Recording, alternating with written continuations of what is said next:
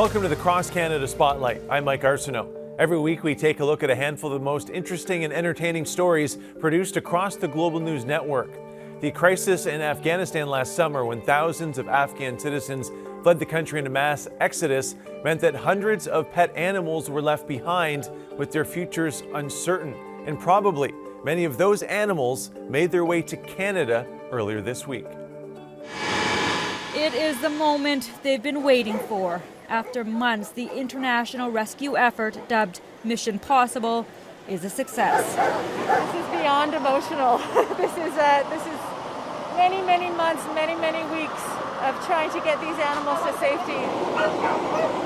The colossal Russian Il-76 plane departed Kabul on Sunday. Here we are at Keflavik Airport in Iceland. And after stops in Turkey and Iceland, it safely arrived at Vancouver International Airport. I feel like we've been holding hands across the world for the last 6 months, and now we all get to witness this together. It was a gargantuan task from the outset to rescue the hundreds of animals stranded in Afghanistan. Tensions there reaching a flashpoint. Thousands fled when the U.S. withdrew forces from the country. And despite chartered planes and proper paperwork, the animals were left in limbo. The dogs were let go on the tarmac to fend for themselves. It was the most horrifying experience in animal welfare, and the world was watching this. Among them, Gary Ash, a U.S. Air Force civil servant, forced to leave Afghanistan, and his 3-year-old tabby cat, Tay-Tay. We had, I wouldn't say lost hope, but the anticipation of getting her back, it was tough. I'm so excited. I'm pumped. I honestly didn't believe it until I was on the plane getting here. Well, this plane was carrying some precious cargo. On board there were 285 animals. That breaks down to 131 cats and 154 dogs. And a third of those animals will go back to their rightful owners, and the rest up for adoption. The majority will be going to groups, as it's nicer and easier for them to just be committed to go out in groups, than sit here for 45 days trying to adopt out individual dogs. But before they're able to be adopted out, the furry passengers will be assessed by veterinarians. The meals are being prepared. And spend time in this massive 17,000 square foot facility at the airport. This is the beginning for them. They have endured a long flight, but now they're here in safety. We save them for everybody who has been with us from the very beginning. Krista Dow, Global News. I cannot fathom the logistical nightmare organizers had to navigate to get those animals on a plane and then the eventual journey to safety in BC. I hope all of those animals find a loving home. Our next story from Alberta is admittedly a tough watch. A grief-stricken family is lifted up by a tight-knit community supporting them in a time of immense need. It was a full house at Perlich Brothers Auction Market on Tuesday afternoon with a special item up for grabs.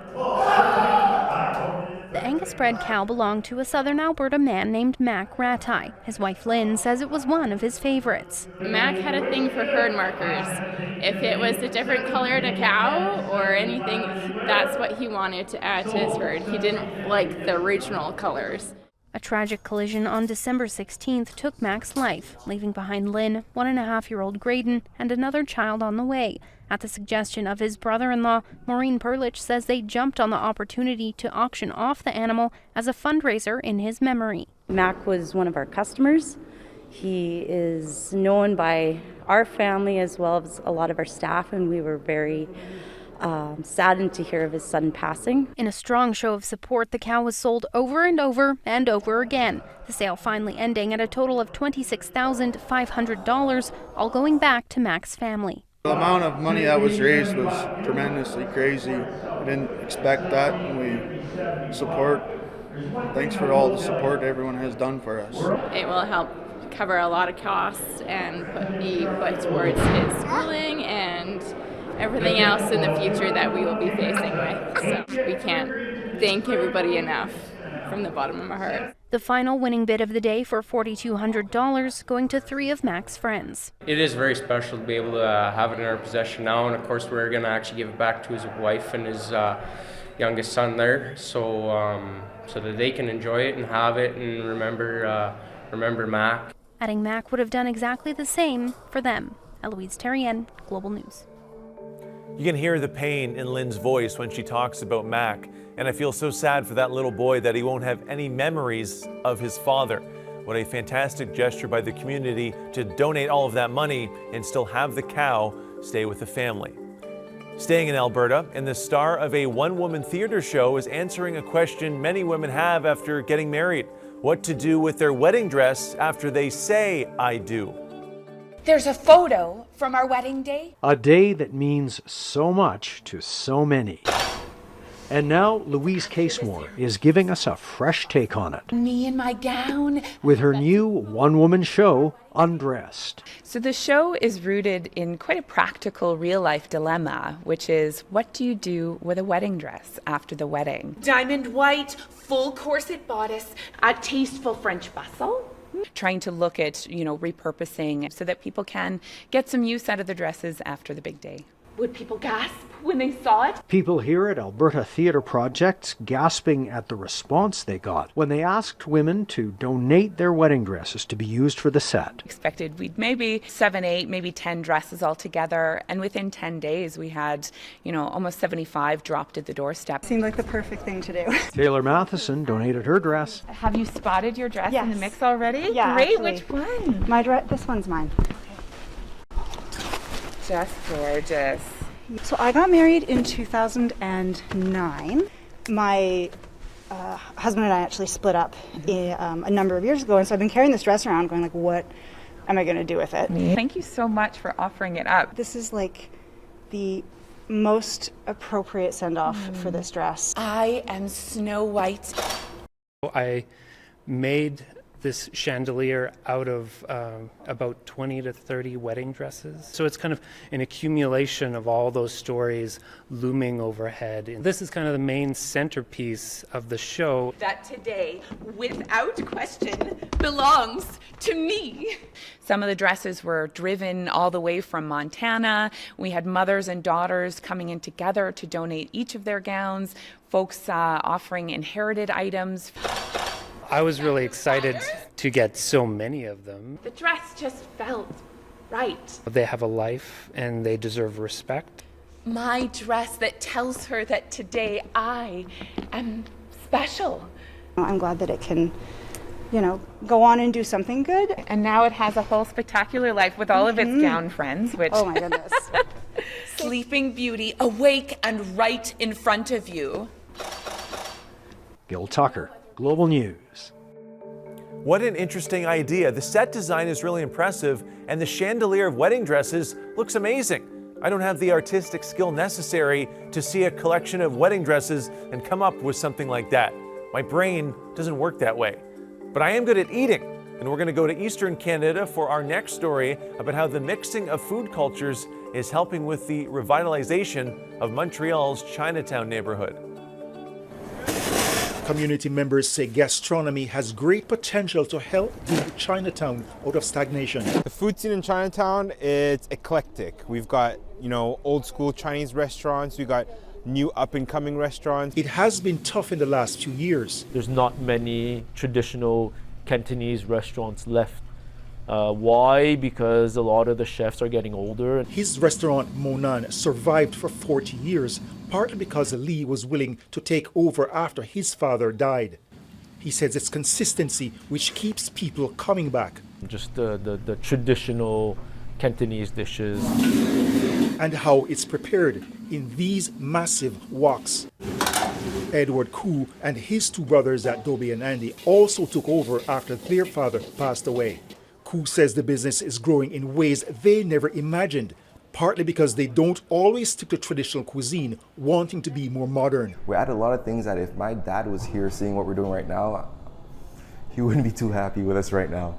They experiment a lot, using elements from other cultures. We infuse different types of spices, whether it be sometimes even Jamaican spices.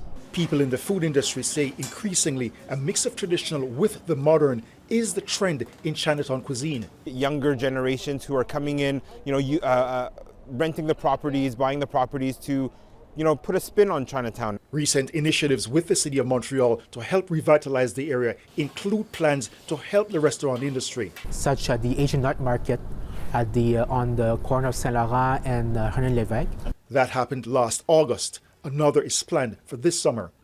Another project this winter with the Montreal Metropolitan Chamber of Commerce raised more than $100,000 for local restaurants and businesses with gift cards. It is projects like these say community members, plus investments in social and cultural programs that will help Chinatown preserve its heritage. Phil Carpenter, Global News, Montreal.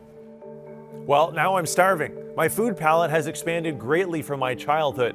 I'll pretty much eat anything these days, but I remember going to Disney World when I was like 12 and having the opportunity to eat food from many different cultures around the world, and I picked a burger and fries. My tastes have refined a little bit since then. Now, since February is Black History Month, our final story of the week is all about further representation of Black performers in film. One day, when the glory comes. Singing, acting, speaking up, or speaking out. Oh, glory. Jesse Lipscomb knows exactly how to use his voice. Oh. In fact, it's what helped him land that first role. There was a cattle call, and my mom saw it and said, "Hey, Jesse, you should try this. They're looking for a teenager, African-American, loud and obnoxious. I think you'd be perfect." Get him down to the jail. Jail? At just 14 years old, Lipscomb was starring alongside Sidney Poitier, playing his father figure on screen and becoming his mentor off of it. And we sat down for lunch daily, just talking about the industry and a Black man in the industry. Since that time, I've always had this understanding of a responsibility that I have to take in the roles that I pick, a responsibility in the path that I choose, and understanding it's going to be more difficult for me. Hey, break time yet? And so he's taken matters into his own hands, producing, writing, and directing, creating roles for minorities through a lens that better reflects society as a whole. Just putting us on screen isn't enough. It's ensuring that who's putting us on screen, who's telling the story, and why is that story being told? So, understanding everyone has a role in that. On a weekend leave. In recent years, he's not only made a name for himself as an actor, but also an activist.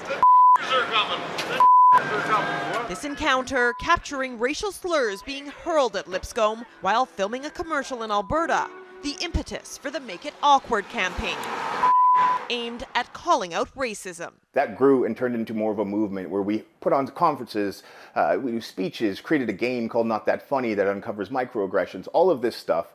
But it really bled into the acting world as well, because when I'm on set, I take that with me and ensure that we have those discussions. And according to Lipscomb, things are changing. Oh, one day. But he plans to continue using his voice so that one day it'll be others can follow in the trail he's blazing.